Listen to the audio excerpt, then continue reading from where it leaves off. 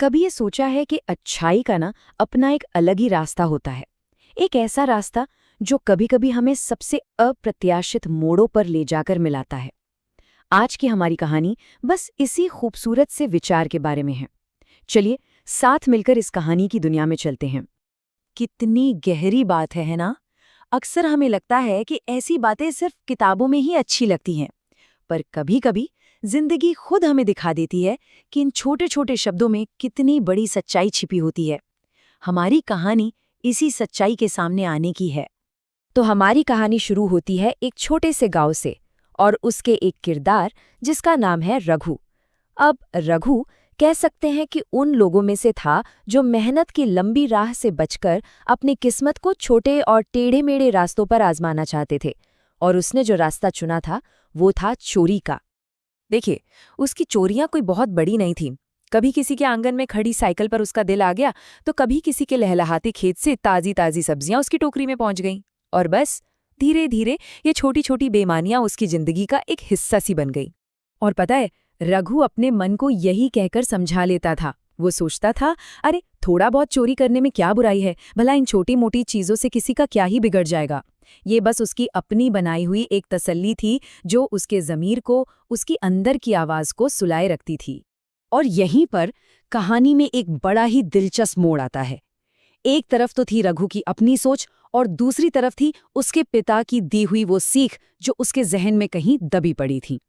उसके पिता हमेशा कहते थे, बेटा, अच्छा करने वाले के पास अच्छाई लौटकर जरूर आती है। पर सच कहूं तो रघु के लिए ये शब्द बस खोखली बातें थीं। उसे इन पर यकीन नहीं था। और फिर एक दिन रघु ने फैसला किया। उसने सोचा, बस बहुत हुई ये छोटी मोटी चोरियां। अब वो एक ही छलांग में अपनी किस्मत बदल देगा। और इस बार उसकी नजर थी गांव के सबसे अमीर आदमी मोहनलाल जौहरी की दुकान पर। उसका इरादा एकदम साफ था, दुकान में रखे सारे गहने और सारा पैसा चुराकर एक ही रात में अमीर बन जाना। उसने मन ही मन में पूरी योजना भी बना ली थी कि जब आधी रात को पूरा गांव सपनों की दुनिया में खोया होगा ना, तब वो अपनी किस्मत लिखने के लिए दुकान में दाखिल होगा। रघु अपनी योजना के मुताबिक दुकान के अंधेरे में दाखिल तो हो गया, पर कहते हैं ना, किस्मत ने शायद कुछ और ही सोच रखा था। बस एक छोटी सी मामूली सी गलती और उसकी पूरी दुनिया उलटने वाली थी। हुआ ये कि जैसे ही उसने गहनों से भरा एक डिब्बा उठाया, वो उसके हाथ से फिसलकर सीधे जमीन पर जा गिरा। अब सोचिए, उस गहरी सन्नाटे भरी रात में धड़ाम की वो आवाज किसी धमाके की तरह गूंज उठी। बस वो आवाज सुनकर जौहरी मोहनलाल की नींद खुल गई और वो जोर जोर से चिल्लाने लगा, चोर चोर, पकड़ो चोर। उसकी आवाज सुनकर आस पड़ोस के लोग भी एक एक करके जाग गए। अब तो रघु का दिल जोरों से धड़कने लगा। डर ने उसे बुरी तरह से जकड़ लिया था। उसने देखा कि लोग अपने अपने घरों से लाठियां लेकर निकल रहे हैं। उसके पास सोचने का जरा भी वक्त नहीं था। वो बस गांव की अंधेरी तंग गलियों में अपनी जान बचाने के लिए बेतहाशा भागा। वो भाग रहा था और हर कदम के साथ उसका डर बढ़ता जा रहा था। उसे बस छिपने के लिए एक कोना चाहिए था, कहीं भी। हर तरफ से लोगों की जो आवाजें आ रही थीं, उसे ऐसा लग रहा था जैसे एक जाल धीरे धीरे उसकी तरफ बढ़ता आ रहा हो। और फिर भागते भागते उसकी नजर एक ऐसी जगह पर पड़ी जहां रात के उस पहर में भी रोशनी थी। उसने देखा कुछ लोग बड़ी खामोशी से गरीबों और जरूरतमंदों को खाना खिला रहे हैं। वहां का माहौल इतना शांत था, इतना सेवा भाव से भरा था कि उसे लगा जैसे उसकी अपनी घबराई हुई दुनिया के ठीक बाहर कोई और ही दुनिया बसती है। रघु उस मोड़ पर बस अपनी सांस रोके खड़ा था। सोचिए, एक तरफ वो अंधेरा जहां से वो भाग कर आया था और दूसरी तरफ ये रोशनी जहां लोग एक अच्छा काम कर रहे थे। अब वो क्या करे, कहाँ जाए? उसके पास सोचने के लिए सिर्फ चंद लम्हे ही तो थे।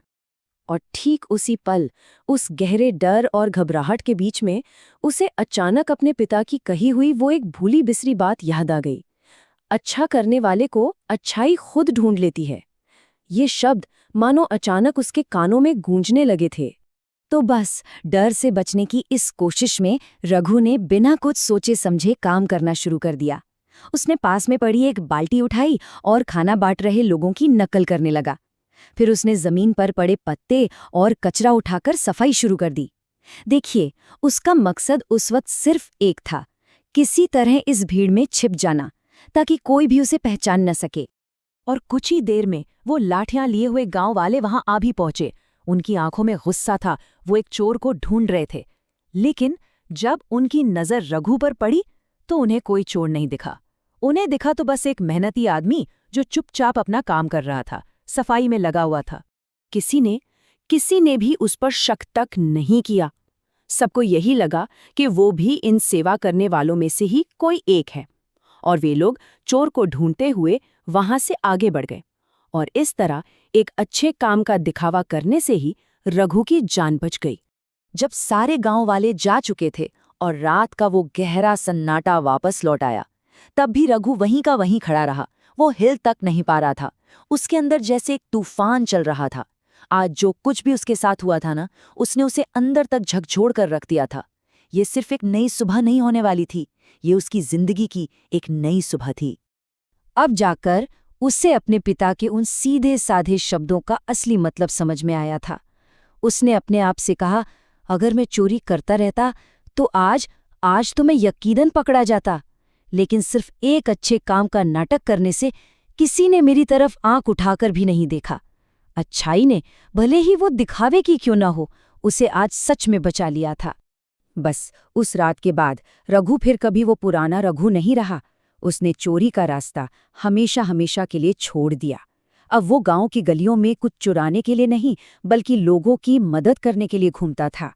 कभी किसी भूखे को खाना खिलाता तो कभी अपने हाथों से सफाई करने लगता।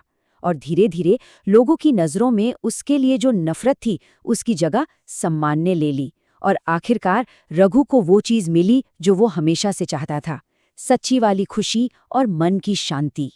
तो इस कहानी से हमें सीख क्या मिलती है? सीख बहुत सीधी और सच्ची है कि हमारे जो अच्छे काम होते हैं ना, वही हमारे सबसे बड़े रक्षक होते हैं। हो सकता है कि उनका असर हमें तुरंत ना दिखे, पर जब भी जिंदगी में कोई मुश्किल घड़ी आती है तो यही अच्छाई एक ढाल बनकर हमारे सामने खड़ी हो जाती है। तो चलिए, इसी एक प्यारे से सवाल के साथ आज की इस कहानी को यहीं पर रोकते हैं कि दया और अच्छाई का एक छोटा सा काम हमें जिंदगी के किस मोड़ पर, किस अनजान रास्ते पर ले जा सकता है।